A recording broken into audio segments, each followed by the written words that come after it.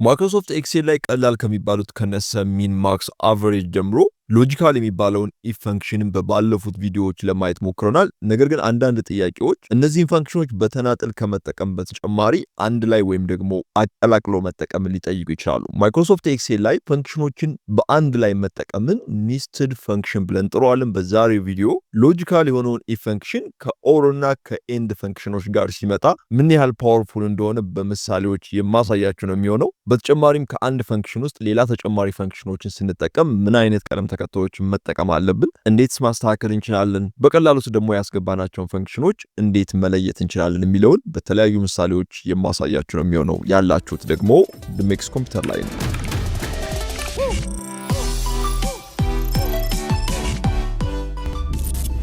ያላችሁ መረጃ ትንሽ ከሆነና መፍታት የምትፈልጉት ችግር ቀላል ከሆነ የምትጠቀሟቸው ፋንክሽኖችን በዛው ልክ ቀላል ነው የሚሆኑት። ነገር ግን ወሰብሰብ ያሉ ጥያቄዎች ሲያጋጥሟችሁ የምትጠቀሟቸውን እያንዳንዱ ፎርሙላዎች መደራረብ ሊጠበቅባችሁ ይችላል። ማይክሮሶፍት ኤክሴል ላይ አንድ ፈንክሽን ውስጥ ሌላ ፈንክሽን ደርበን የምንጠቀም ከሆነ ኒስትድ ፈንክሽን ብለን እንጠራዋለን። ስለ ኒስትድ ፈንክሽን ከማየታችን በፊት ግን ብዙ ጊዜ ኒስትድ ፈንክሽን ውስጥ ከምንጠቀማቸው የፈንክሽን አይነቶች ውስጥ ሁለቱን ለማየት እንሞክር። እነዚህ ፈንክሽኖች ፎርሙላ ባር ውስጥ ሎጂካል ፈንክሽኖች ከሚባሉት ውስጥ ኤንድ እና ኦር የሚባሉትን ሁለቱን ነው ዛሬ ለማየት የምንሞክረው። ከዚህ በፊት ባየነው ቪዲዮአችን ደግሞ ስለ ኢፍ ፈንክሽን አይተናል። ኢፍ ፈንክሽንም እንደምታውቁት ሎጂካል ፈንክሽን ነው። ስለዚህ ሶስቱን ካየን በኋላ ሶስቱን እንዴት ነው አንድ ላይ መጠቀም የምንችል የሚለውን ደግሞ በቀጣይ የምናይ ይሆናል። ኤሌመንታሪ ላይ እንደተማርነው ኤንድ እና ኦር መስራት የፈለግነው ሂሳብ ላይ ሲመጡ ሁለቱም የተለያየ አይነት ትርጉም ነው የሚኖራቸው። ለምሳሌ አንድ ክፍል ውስጥ አበበና ከበደ የሚባሉ ተማሪዎች አሉ። አበበና ከበደ ወደዚህ ኑ ብል ነገር ግን የመጣው አበበ ብቻ ቢሆን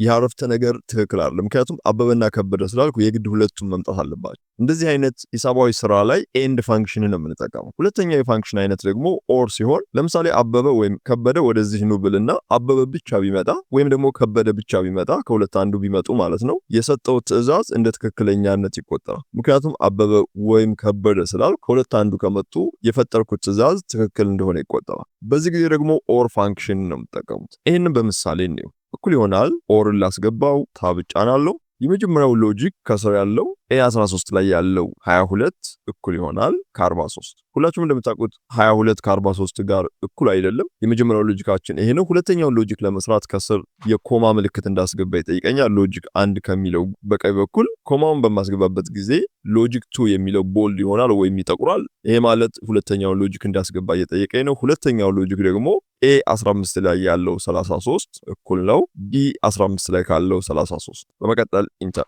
እንደምታዩት ትሩ ነው የሚለው። ምን ለማለት ፈልጎ ነው የተጠቀምነው? ኦር ፋንክሽንን ነው። እዚህ ላይ ያለው 22 ከ43 ጋር እኩል ነው፣ እንደዚሁም 33 ከ33 ጋር እኩል ነው ያለው። በዚህ ጥያቄ መሰረት ትክክል የሆነው ሁለተኛው ነው። ነገር ግን ከሁለት አንዱ እኩል ከሆኑ ትሩ በል ስለሆነ ያልነው ሁለተኛው ትክክል እንደሆነ ካወቀ ቀጥታ ትሩ የሚለው መልስ ይሰጠናል። በተመሳሳይ ደግሞ ይሄንኑ ጥያቄ ኤንድ ባደርገው ኦር የሚለውን ላጥፋውና ኤንድ በማድረግ ኢንተር ልበለው ፎልስ ይላል። ምክንያቱም ከሁለት አንዱ እውነት ቢሆን እንኳን ኤንድ ፋንክሽን ሊሰራልን አይችልም። ኤንድ ፋንክሽን የሚሰራው ሁለቱም እኩል ሲሆኑ ብቻ ነው። ስለዚህ ሁለቱን የፋንክሽን አይነቶች በጣም ብዙ ቦታዎች ነው የምንጠቀማቸው። በተለይ ደግሞ ኒስትድ ፋንክሽን ላይ ኢፍ ውስጥ እንጠቀማቸዋለን። በቀጣይ የምናየው ደግሞ ኒስትድ ኢፍ የሚባለውን ፋንክሽን ነው። እዚህ ላይ እንደምታዩት ጥያቄው በአንድ መስሪያ ቤት ውስጥ የሚሰሩ ሰራተኞች ዝርዝር ነው። የሰራተኞቹ ተራ ቁጥር፣ ስማቸው፣ የአባታቸው ስም፣ ጾታቸው እንደዚሁም እድሜና ደሞዛቸው አለ። አሁን መስራት የፈለግነው ለመስሪያ ቤቱ ሰራተኞች የሚከፈላቸውን ቦነስ ነው። በመጨረሻ ደግሞ የሚከፈላቸውን ጠቅላላ ክፍያ እንሰራለን።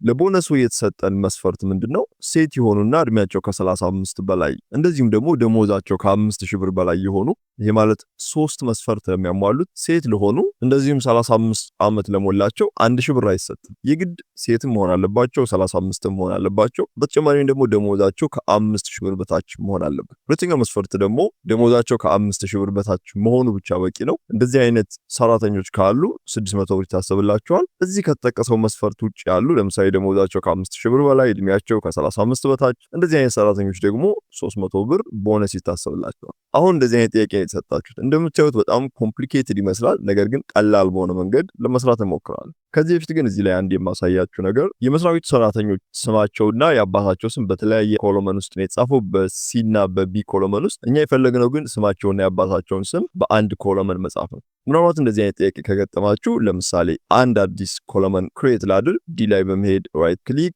ኢንሰርት፣ አዲስ ኮሎመን ፈጥሮልኛል። እዚህ ቦታ ላይ ስማቸውን እስከ አባታቸው ነው መጻፍ የፈለግኩት። ስለዚህ እኩል ይሆናል ስማቸውን ክሊክ በማድረግ ኢንተር ብለው እዚህ ላይ ያለውን ስም ተመሳሳዩን አሳየኝ ማለት ስለሆነ እዚህ ላይ የሚያስቀምጥልኝ ይህንን ስም ራሱን ነው። ነገር ግን ደብል ክሊክ በማድረግ ኤዲት ላድርገው ኤንድ ይሄኛውስ የአባቱን ስም ሁለቱን አሳየኝ ኢንተር። እንደምታዩት አሸናፊ ታደሰ ይላል። ስለዚህ በመካከል ሁለቱን አሳየኝ ማለት ነው። እዚህ ላይ ያለው ችግር ግን በመካከላቸው ምንም አይነት ስፔስ የለው። ስለዚህ ስፔስ ለማድረግ አሁንም ደብል ክሊክ አደርጋለሁ። ኤክሴል ላይ ጽሁፍን ማስገባት ስትፈልጉ በደብል ኮቴሽን ውስጥ ነው የሚገባው። ስለዚህ ደብል ኮቴሽን አደርጋለሁ። በመቀጠል መጻፍ የምፈልገውን ነገር ነው የምጽፈው። ነገር ግን ምንም ነገር መጻፍ ስለማልፈልግ እንዳለ ባዶውን ዘጋዋለሁ። በመቀጠል ኤንድን አስገባለሁ። ነገር ግን ምንም ነገር መጻፍ አልፈልግም። ማስገባት የምፈልገው ስፔስ ስለሆነ አንድ ስፔስ አስገባለትና ደብል ኮቴሽኑን ዘጋዋለሁ። በመቀጠል ኤንድ አደርጋለሁ። እዚህ ላይ አሁን ምንድነው ያልነው? የመጀመሪያ ስሙን ወይም ቢቱን አሳይ፣ በመቀጠል እና ባዶ ቦታ እና የአባቱን ስም። ስለዚህ የኛውን ፎርሙላ ከፈጠርን በኋላ ኢንተር ብለው በምታዩት መሰረት ስሙን እስከ አባቱ ይፈጥርልኛል። አውቶፊልም በመያዝ ብጎተው ደግሞ ለእያንዳንዱ ሰው በዚህ መሰረት ይሰራልኛል። እዚህ ላይ ግን እንድታዩት የፈለኩት ይሄኛው ሳይሆን በጣም ቀላል የሚባል አንድ መንገድ ላሳያችሁ። ለምሳሌ የመጀመሪያው ስም አሸናፊ ታደሰ ነው። ኤክሴል እንደምታውቁት በጣም ስማርት ስለሆነ አንድ ሳምፕል ከሰጣችሁት ሁሉም ነገር ራሱ ነው የሚጨርስላችሁ። ለምሳሌ አሸናፊ ስሙን ነው አመሳስዬ የጻፍኩለት። በመቀጠል ስፔስ አደረኩ። ታደለ የአባቱን ስም ጻፍኩለት። ጨረሱ። ኢንተር በማለት ወደታች ወርዳለሁ። አሁን ሁለተኛውን ሰው ላስገባለት። ልክ ኤም ስል ኤክሴል እንደምታዩት አውቶማቲካሊ ከላይ ስሙን ጽፋል፣ በመቀጠል ስፔስ አድርጋል፣ በመቀጠል የአባቱን ስም ጽፋል። አሁን ከታች ወይም ሁለተኛው ቦታ ላይ መጻፍ የፈለግከው የሰውየውን ስም ስፔስ ከዛ የአባቱን ስም እያደረግ ከሆነ እንደሚከተለው ሊስቶችን አዘጋጅቼልሃለሁ፣ እነዚህን ተጠቀም እያለኝ ነው። አሁን ምንም ነገር ሳልነካ ኢንተር ብለው አውቶማቲካሊ የሁሉንም ሰው በምታዩት መሰረት ይሰራልኛል። እዚህ ቦታ ላይ ሙሉ ስም የሚለውን ማስገባት ትችላለሁ። በመቀጠል ሁለቱን ሴሎች ዲሊት በማድረግ በዚህ መሰረት ማስተካከል ትችላላችሁ። አሁን ወደ ጥያቄ ልመልሳችሁ። ጥያቄው የሚለው ምንድነው? ቦነስ ላይ ገባለሁ። እንደዚህ ከሆነ እንደዚህ አድርግ፣ እንደዚህ ካልሆነ ደግሞ እንደዚህ አታድርግ ስለሆነ የሚለው ጥያቄው። እንደዚህ አይነት ሎጂካል የሆኑ ጥያቄዎች ሲመጡ ሁልጊዜም የምንጠቀመው ኢፍ ፋንክሽን ነው። ስለዚህ እኩል ይሆናል ኢፍ ታብ ነክቼ አስገባዋለሁ። በመቀጠል ኤፍኤክስ ወይም ኢንሰርት ፈንክሽን አስገባለሁ። መጻፍ የሚቀላችሁ መጻፍ ትችላላችሁ። ጊዜ ካለን መጻፍ እንዴት እንደሆነ አሳያችኋለሁ። እኔ የሚቀለኝ ፋንክሽን አርጊመንት ላይ መስራት ስለሆነ እሱ ውስጥ ገባለሁ። የመጀመሪያው ሎጂካል ቴስት ምንድነው? አሁን ብዙ ሰዎች የሚያደርጉት እዚህ ላይ ምንድነው? የመጀመሪያው ሴት ስለሆነ እዚህ ላይ ክሊክ በማድረግ ጾታውን እኩል ከሆነ ኮቴሽን ይከፍታሉ፣ ፊሜል፣ ምክንያቱም ሴት ከሆነ ስለተባል ፊሜል በዚህ መሰረት ያስገባሉ። ነገር ግን እንደዚህ ካደረጋችሁ ትክክል አይደለም። ምክንያቱም አንድ መስፈርት ብቻ ነው ያስገባችሁት። መስፈርታችሁ 3 መስፈርት ነው። እዚህ ላይ መስፈርታችሁ ለአንድ ጥያቄ ወይም ለአንድ ኢፍ 3 መስፈርት ነው የተሰጣችሁ። ያ መስፈርት ደግሞ 3ቱን በአንድ ጊዜ የግድ መሟላት አለበት። እንደዚህ አይነት ነገር ሲገጥማችሁ ምንድነው የምትጠቀሙት? ኤንድ ፋንክሽንን ይሆናል። ስለዚህ ሎጂካል ቴስት የሚለው ቦታ ላይ ክሊክ እንዳደረግኩ ምንድነው የማደርገው? ከላይ ኔም ቦክስ የሚባለው ቦታ ላይ ሄዳለሁ። እንደምታዩት ኢፍ ነው ያለው። እኔ የምፈልገው ኢፍን ሳይሆን ኤንድን ነው። ስለዚህ ቀስቷን እጫናለሁ። እዚህ ውስጥ ኤንድ የሚል ካለ ፈልጋለሁ። ኤንድ የሚል የለም። ስለዚህ ሞር ፋንክሽን የሚለውን ክሊክ አደርጋለሁ። እናንተ ኤንድ የሚል ካለ እዛ ላይ መጫን ትችላላችሁ። እንደምታዩት እዚህ ላይ ኤንድ የሚል አግኝቻለሁ። ኤንድ የሚለው ባይኖር ደግሞ እዚህ ላይ ኤንድ በማለት ሰርች አደርጋለሁ። ወይም ጎ ካላችሁት እዚህ ላይ ማግኘት ትችላላችሁ። ኤንድን ክሊክ በማድረግ ኦኬ።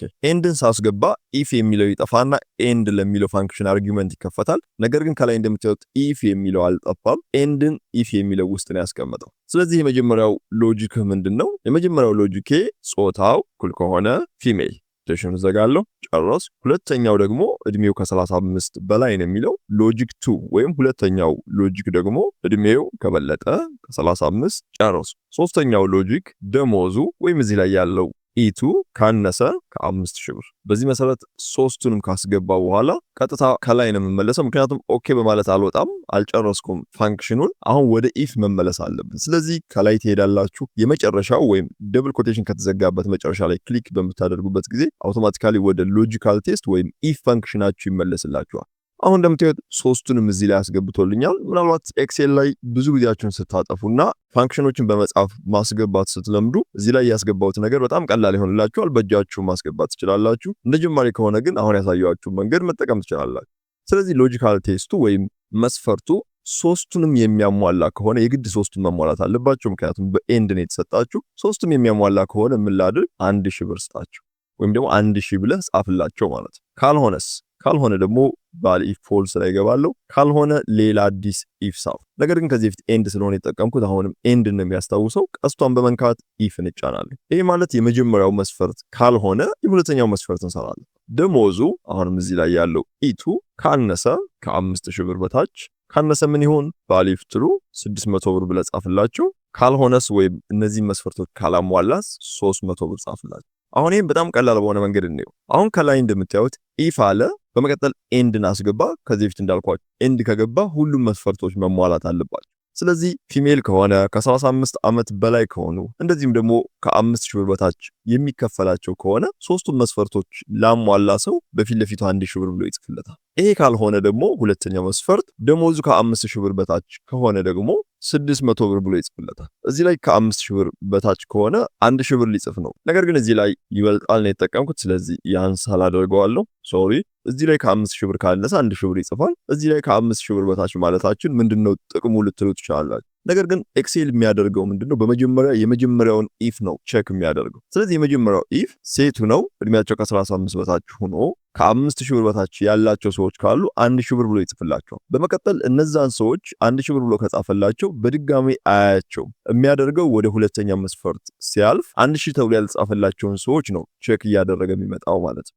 ያ ማለት ከ5000 ብር በታች ብቻ የሚከፈላቸው ሆነው እድሜያቸውና ጾታቸውን የማያሟሉ ካሉ ወደ ሁለተኛው መስፈርት ነው የሚያልፉት። ሁለተኛው መስፈርት ላይ ከ5000 ብር በታች እንደሆኑ ከተረጋገጠ 600 ብር ይሰጣቸዋል ወይም ይጽፍላቸዋል። ከዚህ ሁሉ ውጭ ከሆነ ግን የመጨረሻው መስፈርት እንደምታዩት ባል ኢፍ ፎልስ የሚለው ላይ የመጀመሪያው መስፈርት ካልሆነ ሁለተኛውም ኢፍ ካልሆነ ለሌሎቹ ወይም ለቀሩት ምን ላደርግላቸው ነው? 300 ብር ጻፍላቸው። በዚህ መሰረት ከሰራም በኋላ ኦኬ እንላለን። የመጀመሪያው ሰው ደሞዙ ከፍተኛ ነው፣ በተጨማሪም ሜል ነው ወንድ ነው። ስለዚህ 300 ብር የተጻፈለት አውቶፊል በማድረግ ወጥተዋለሁ። ሌላኛው አውቶፊል ስታደርጉ ቀላሉ መንገድ ከዚህ በፊት እንዳልኳችሁ በጣም ብዙ መረጃ ከሆነ ያላችሁ አውቶፊል ላይ ደብል ክሊክ ማድረግ ትችላላችሁ። እዚህ ላይ አንድ ሰው ብቻ ነው 1000 ብር ያገኘው። ሴት ናት። እንደምታዩት እድሜዋ ከ35 በላይ ነው። ደሞዟ ደግሞ ከ5000 ብር በታች ነው። ሶስቱም መስፈርት ያሟላችሁ አንድ ሴት ብቻ ናት። ከዛ ውጭ ያሉት አብዛኛዎቹ 300 ብር ናቸው። እዚህ ላይ 600 ብር ያገኘ አንድ ሰው አለ፣ ወንድ ነው። ደሞዙ ከ5000 ብር በታች ነው። ከዚህ በተጨማሪ